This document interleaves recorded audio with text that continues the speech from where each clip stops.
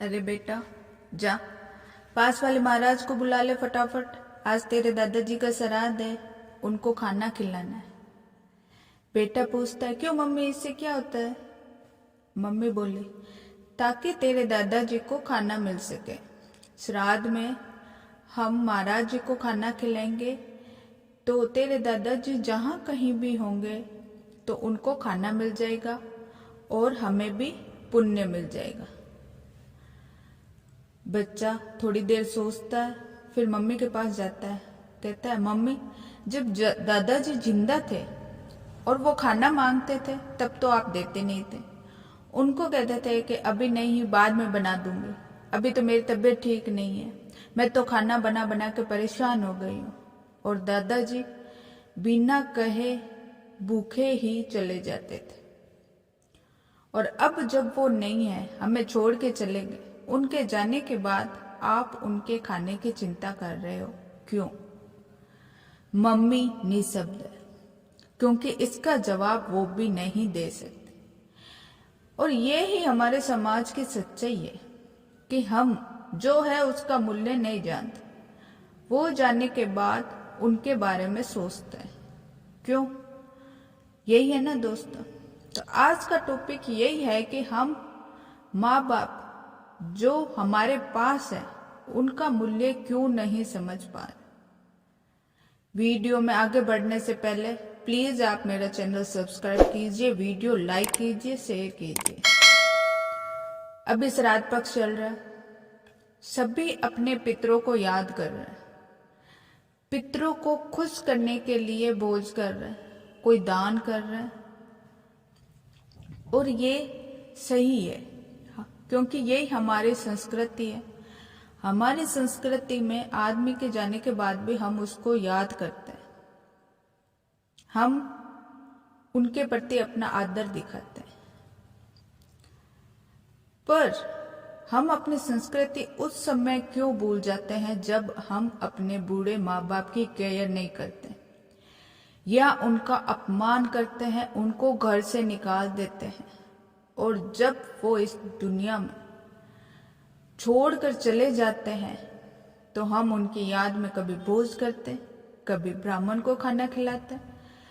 पर यदि हम अपने माँ पिता की सेवा नहीं कर रहे, उनका अपमान करते, हमारे कारण अगर वो दुखी हो तो हमारा किया हुआ सारा धर्म पानी में चला जाएगा। माँ बाप कैसे भी हो, हमारा कर्तव्य है कि हम उनकी सेवा करें।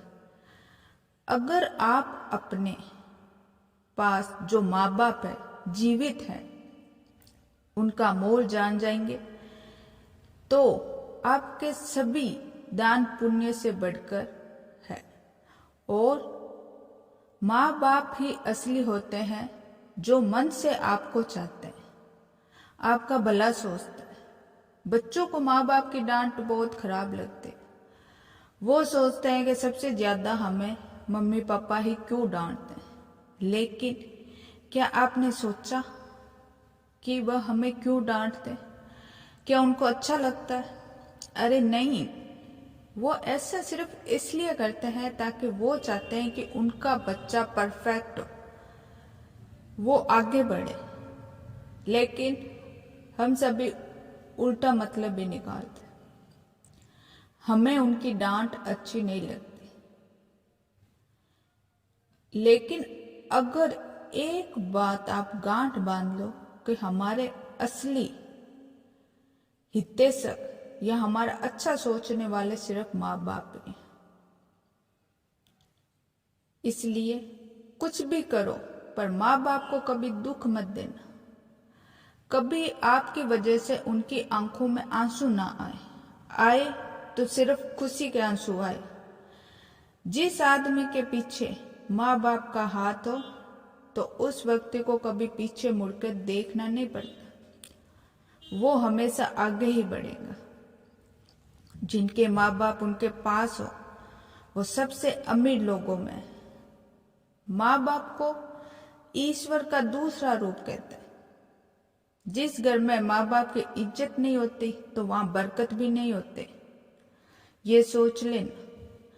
अपने माता पिता की भावना समझें और उनकी सेवा करें। ऐसा ना हो कि हमारे माँ बाप हमसे दुखी होकर इस दुनिया को ही छोड़ के चले जाए और हमें बाद में पछतावा हो। इसलिए दोस्तों, टाइम पर सचेत हो जाइए, अपने माँ बाप को कभी दुखी मत करिए।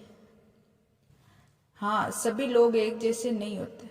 यदि आप भी अपने माँ बाप की सेवा कर रहे, ध्यान रख रहे हैं, तो आपसे समझदार व्यक्ति इस दुनिया में कोई नहीं है।